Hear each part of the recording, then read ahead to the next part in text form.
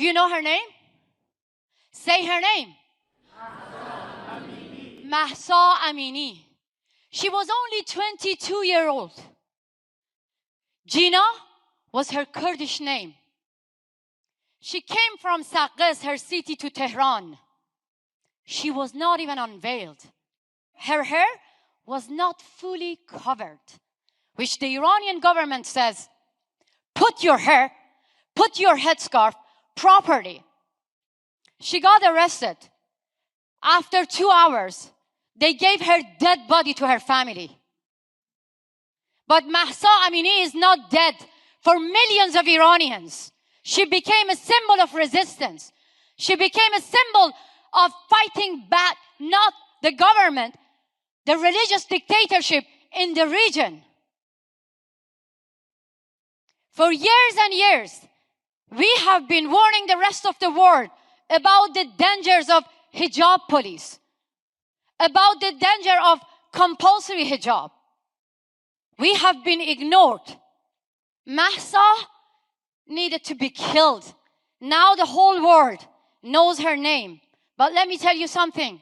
When she got arrested in Tehran, she told the hijab police, I don't have anyone here in Tehran. I just came from Saqqez. And I don't have anyone here. Let me go. Now, everyone knows Mahsa. She's not alone. These young women, they chanted that we are all Mahsa. They took to the street because they were angry. They started to burn their headscarves, to cut their hair, and chanting, Zan, Zendegi, Azadi. It means women, life, freedom. What was the result? They all got killed. Look at their faces. They all got killed just because of peacefully chanting that we want to have freedom and dignity.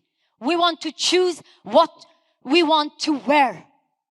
These young people, girls and boys, shoulder to shoulder, they are taking to the streets, risking their lives because they want to say no to religious dictatorship. Who killed them?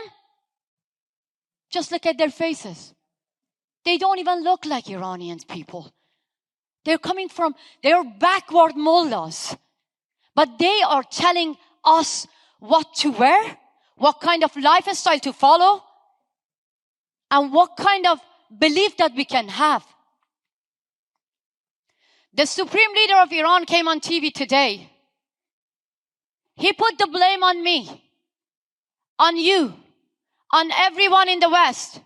Why? Because for years and years, I have been telling that compulsory hijab is not just a small piece of cloth.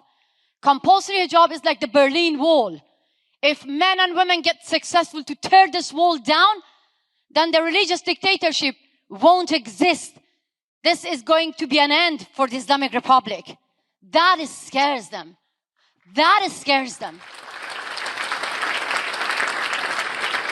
4 years ago, I was in the same stage calling all the female politicians around the world that look at these women. They're facing guns and bullets. They're saying no to compulsory hijab. But these female politicians, they went to Iran. They wore hijab. They bowed to our oppressors. Right now, women are facing guns and bullets, but none of this made video to make an apology to Iranian women. None of them cut their hair. None of them burned headscarf. They think that they might cause Islamophobia. As a woman who grew up in Iran, under Sharia law, I have the right to be scared of Islamism. In Iran, I was told if I show my hair, I go to jail. I get lashes. I get killed like Mahsa Amini. In the West, by them, I was told that if I share my stories, I will cause Islamophobia.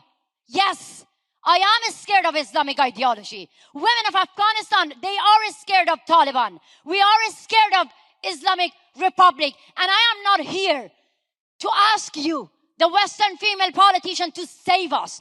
I am here to save you from your misunderstanding of our culture.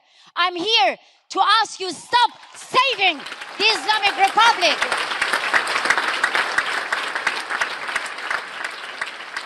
Iranian women are brave enough, even the teenagers, even the TikTok generation. They make video, they go to the street, they show that they might not be able to go back home. They can save Iran. They are there to save the whole world from Islamism. I am here to ask the Western country, stop negotiating with our murderers. Stop saving the murderers of Iran. Stop legitimizing Taliban. Stop legitimizing the Islamic Republic. This young Kurdish girl, her mother got killed. Minu Majidi. Her crime was protesting against the brutal death of Mahsa Amini. Do you see her crying? No. She turned her pain to power. She turned her pain to anger. She's facing the killers in this picture. And look at her hand. She's holding the hair that she cut from her head. How many of you before coming here, you use your mirror?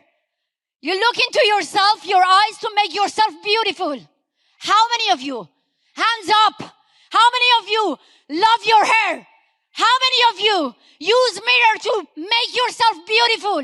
For 40 years we use mirror to make ourselves the one that the government of Iran wants us to be.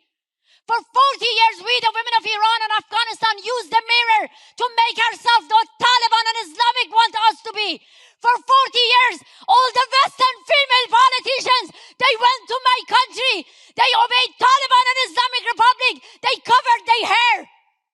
They legitimized my murderer.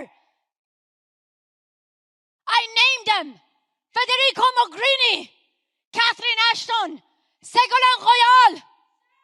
Shame on you. Shame on you.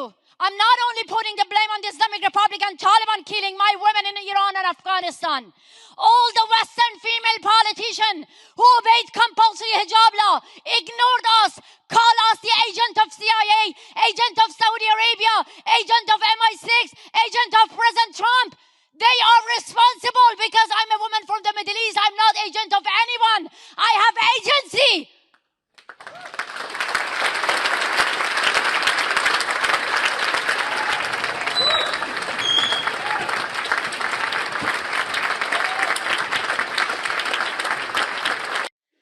Look at China, Russia, Iran. Dictators around the world are more united than us.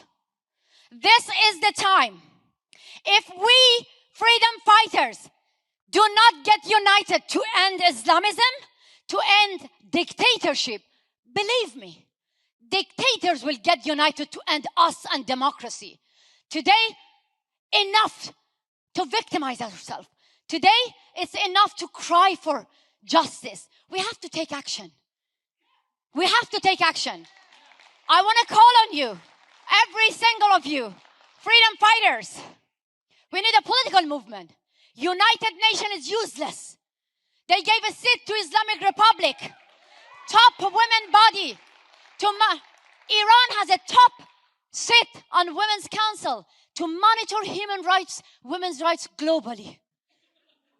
Putin, Russia has a seat at the United Nations to monitor human rights globally. Maduro, Saudi Arabia, now Cuba. We must get united and make democratic countries to recognize our voice, to take a strong action. I'm going to call Leopoldo Lopez and everyone who wants to be united Iranians, come here on a stage and show your solidarity. Syria, China, Zimbabwe, Hong Kong, Russia, Turkey, Saudi Arabia, Syria. This is the time to get united. Our dictators are more united than us.